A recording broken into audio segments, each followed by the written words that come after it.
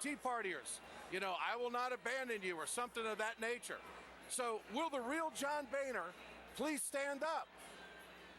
Who are you going to genuflect to, Mr. Boehner? The Tea Partiers? The hard-right conservatives? Or are you actually going to go into the Oval Office and say to the President of the United States, no more obstruction, I want to create jobs with you? They're about power. I don't trust them. They're about power. They want Barack Obama to be a one-term president, and I do believe that the Republican leader in the Senate said just that. Ed Schultz in Las Vegas. We'll be going back to Senator Reid's headquarters in just a moment, but I wanted to emphasize one thing, which was that John Boehner, by his own admission, will cry at a supermarket opening. That was not an isolated event earlier this evening, and he brought up... You know, I do think that was a genuine moment. Yes, I think, but I'm just Chris, saying that when someone the other ones assumes were the speakership, genuine too. They feel the weight of that office instantaneously. Well, this is a guy who grew up one of 12 children, the first in his family to go to college. Republican. I mean, I don't agree with him on a single policy objective he wants, but I think I saw what was happening to him, which was that realization he is going to be the Speaker of the House. He's going to have that responsibility, that gavel, and that incredible weight. I think that there's distance between you guys that maybe I can bridge here, though, which is that John Boehner does cry a lot, and so it is part of, I think, what makes him an appealing political figure to some people. But he's famous for having wept openly and almost like ferociously on the floor of the House while begging Republicans to vote for TARP, to vote for the bailout, and he's now out there building his speakership in part on demonizing the bailout that he wept openly on the floor begging people to vote for. So he's a weeper. There's people in cable news that we all know who part of the way that they connect with people is by weeping. It's one of the things that he does. I think it is probably moving to him that he's Speaker. I don't let you catch me. He's better than Beck. I'm a weeper, but usually I find a way to I'm laughing on the outside but crying on the inside myself. Don't compare any human being to Glenn Beck. Did I say his name? You said there's a weeper on the other. You know, I mean, it's all I'm just saying is that this is one of the things that he does. It doesn't even mean that it's put on. Well, Bob Dole it's just did one of too. the ways that he connects with people. And so, yeah, it's a big deal that he's Speaker, but TARP was a big deal to him, too. Well, you know, he's a cloth-cut Republican. You know, there's a long tradition of people like that. You know, they're not all rich people. This has nothing to do with his No, it does have to do. It has to do with what he meant tonight, and he talked about. You know, I'm the first member of my family in like 120 years to go to college. Well, and good. I never burst You're into entitled tears to about cry. it. You're entitled to. Well, I think he was talking about the crap he had to do to get where he got, which may not be something he worthy got of knocked out of the leadership. J.C. Watts knocked him out of the leadership back in 1998. He thought his career was done. It was going in reverse. I mean, I think I understand, having been in those institutions, what he was feeling. I actually didn't know he was that much of a weeper, so now I'm going to have to adjust my reaction. He also told Politico today, like me, these guys, meaning new Republicans getting elected today, aren't professional politicians. Okay, He's been in Congress for 20 years, and before that was in the state legislature. I mean, he was first elected to office 26 years ago, and he's giving this heartfelt, I'm a guy sweeping floors in a bar. He's been in elected office for 26 years, and he cries frequently whenever he needs to make an important point. So, yes, he's good at what he does. No, I don't think it moves people into thinking that he's anything more than the politician that he is. You know, go to the Speaker of the House, you know, the offices, the suite, the overlooking the mall and down at the Washington Monument. It's an impressive. Well, don't you jump up in the air and click your heels rather than burst into tears? I think you get under oath, you know, a little verklempt when you would assume that sort of. Well, I'm just saying. Okay. You know. I'm just saying. Harry Reid is scheduled to speak. We're past that. He better not cry. He better not cry. Harry ain't gonna cry. He better not pout, because Santa Claus is also going to. One thing Ed brought up of interest is Governor Christie of New Jersey a dark horse contender for the Republican nomination in 2012? But he said he's not going to run. I mean, he made a Sherman-like statement, didn't he? Yes, and plus, might he not wear well in his current position? Because one thing he is going to do, and it is going to respond whether it's necessary or not, as Governor Patterson in New York discovered, when you have to cut an enormous amount of money out of a budget, people take it personally and blame you, whether it's your fault or not. The only political landscape in which a name like that could come up for president is on a team that has nobody. That's when you start going all the way over to, what about the guy who's been governor for a few weeks? What about him? The guy who's done nothing. What about him? But Lawrence, at least he named one thing he'd cut. We couldn't get that out of anybody else. That tunnel. Okay, right. we've got something unusual, and it's fitting for the late hour, of the possibility of a vote count error in Colorado, and our Tom Costello has details for us. Tom, what on earth's going on? Keith, you may have noticed about 30, 45 minutes ago or so, we saw a sudden surge for Ken Buck. Michael Bennet, the Democrat, had been ahead all night in the polls. Suddenly, Buck surged by 30 to 40,000 votes. All of us were wondering, where is that coming from? Is it the conservative El Paso County that came in? Well, now the Associated Press bureau chief is telling our affiliate here, KUSA, which is one of the strongest NBC affiliates in the country, telling KUSA that it may have made an error, a 30 to 40,000 vote error. It may have put those votes from, of all counties, Boulder, the most liberal county in the state, put those votes in the Buck column instead of the Bennett column.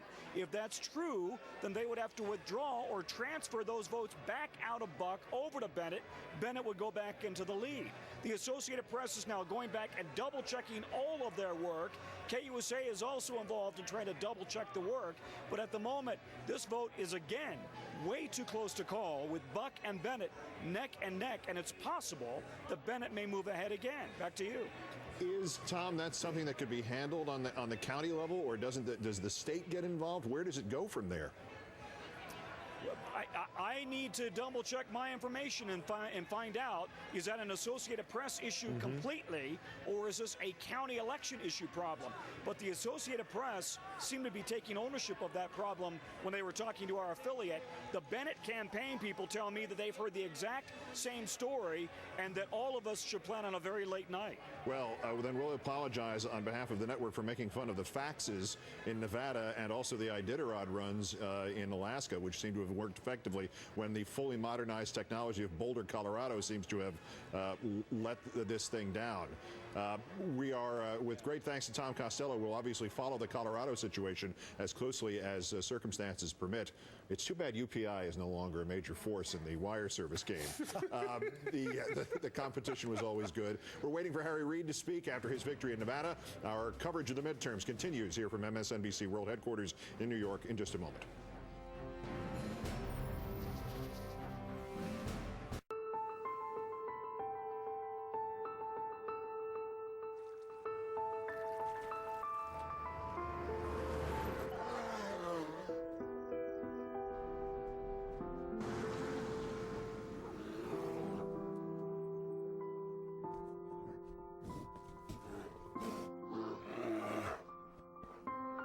Introducing the 100% electric Nissan Leaf.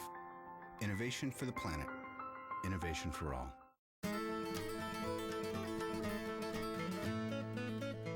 Businesses need a reliable financial partner, one who can stay in sync with their moves.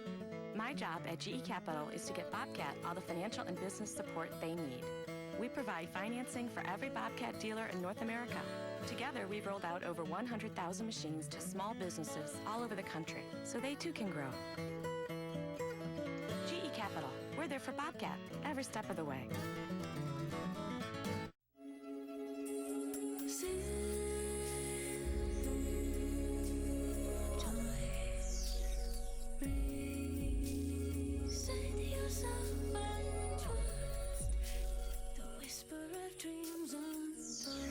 Experience a new level of global networking.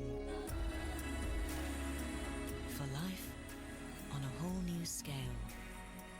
Excellence in flight. Korean Air.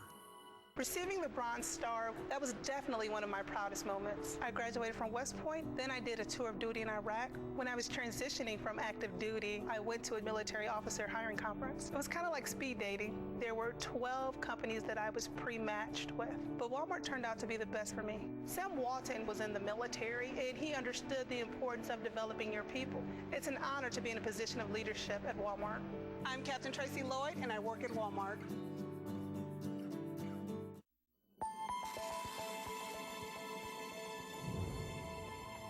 The Panama Canal must double its capacity.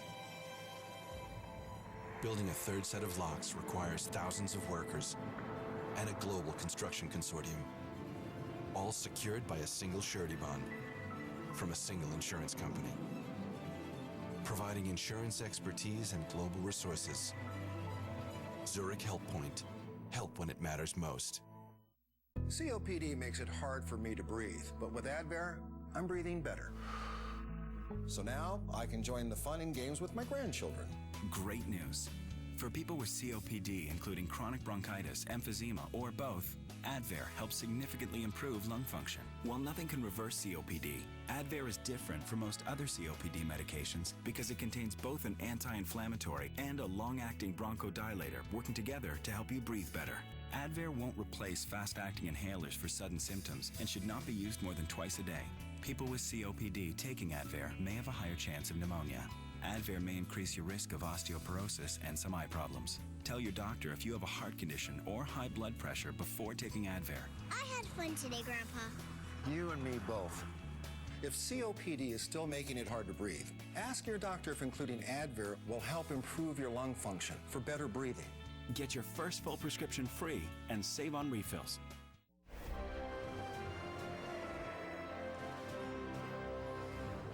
Still waiting for Senator Harry Reid, who has retained his seat, the majority leader for the Democrats, retaining his seat against the challenge of Sharon Angle to speak momentarily from Las Vegas. Waiting further details from Colorado, where a big late switch in the Senate race there from Michael Bennet to Ken Buck may have been a typographical error.